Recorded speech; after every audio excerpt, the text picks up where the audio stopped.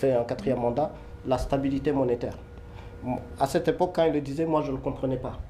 Mais là, à partir de là, j'ai compris pourquoi ils parlaient de la stabilité monétaire. C'est tout simplement le franc CFA ou leur fameux écho qu'ils veulent stabiliser. Pourquoi? Les États-Unis se sont rendus compte d'une chose, ça a été dit, les BRICS et la Russie sont en train de faire en sorte que c'est l'or qui devienne la nouvelle parité. C'est-à-dire qu'on met de côté le dollar, donc c'est de l'or. Et où se trouve l'or actuellement? Au Mali. Le Mali ou l'AES sont capables aujourd'hui, parce qu'on parlait de CFA, de franc CFA, d'inflation, etc. Aujourd'hui, l'AES est capable de frapper sa propre monnaie grâce à son or, le stockage de leur or. Or, s'ils le font, ils peuvent sortir tranquillement du franc CFA. Et donc, pour moi, c'est tout ce qui se joue. Et les États-Unis, sachant ça, parce qu'il y a les Amis, il y a les Chinois, etc. Les États-Unis, sachant ça, comme par hasard, ils sont là, bonjour, et c'est qui? Mais rigole. Donc, pour moi, l'UMOA fait tout pour sauver leur éco ou leur CFA, mais il faut que c'est le moment. En tout cas, là, on est à la croisée des chemins. Soit on choisit, et c'est ce que le président disait lors de l'hiver noir, soit on choisit la soumission comme avant, on est le partage du gâteau, soit on décide d'être souverain grâce d'abord à nous. Et je pense que c'est aux Africains maintenant de choisir.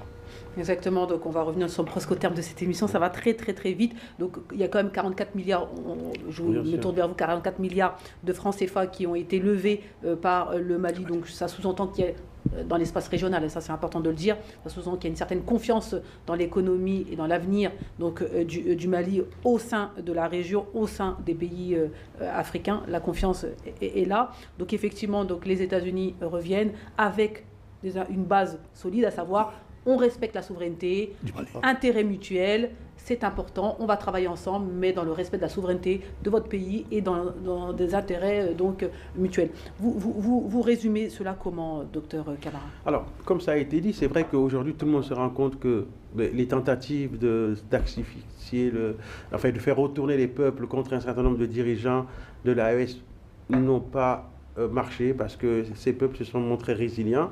Et les gens qui sont pragmatiques, notamment comme les Américains, reviennent en disant on a été un petit peu congédiés au même titre que d'autres et que là on comprend le rôle stratégique par exemple du Mali, aussi bien sur le plan géographique. Donc ils savent qu'en ayant des bonnes relations avec le Mali, ils peuvent aussi assurer leur propre sécurité et ils peuvent avoir un petit peu une position stratégique qui leur permet d'avoir du renseignement. Donc ça c'est quand même important. Et comme l'a dit Baba, les ressources dont dispose le Mali et même d'autres pays du Sahel, il n'y a pas que l'or, il y a aussi ce qu'on appelle les métaux stratégiques, hein, le lithium, etc. Et dans ce combat entre géants, notamment entre les États-Unis, la Chine et les autres BRICS, donc les États-Unis sont tout à fait pragmatiques et disent on a intérêt à revenir, à respecter la souveraineté de ces pays et à essayer de voir comment on peut coopérer avec eux donc dans un cadre donnant-donnant. Donc c'est plutôt une bonne nouvelle. C'est plutôt une bonne nouvelle, voilà. Comme vous le dites. Il faut se méfier.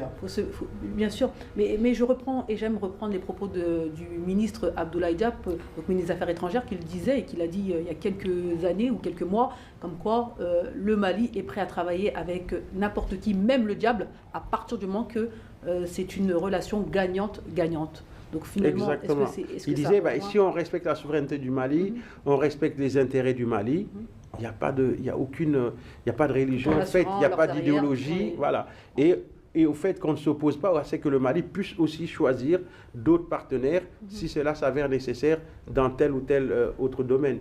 Donc ça, c'est plutôt une bonne nouvelle. Et moi, je pense que les Américains, à la différence d'autres, se rendent compte de la réalité à un certain moment et disent, voilà, nous, ce qu'on veut, c'est aussi tirer notre épingle du jeu. Et tant mieux si ça permet au Mali d'être réhabilité. Mais surtout, une dernière chose que je veux rajouter, on a vu aussi que cette diplomatie, c'est aussi le résultat d'un rapport de force.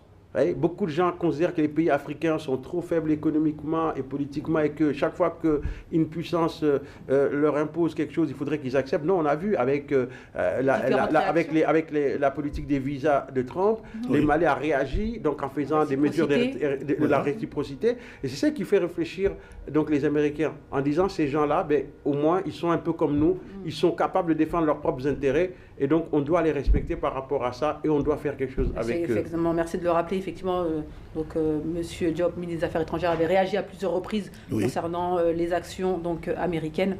Exactement. Donc, nous sommes aussi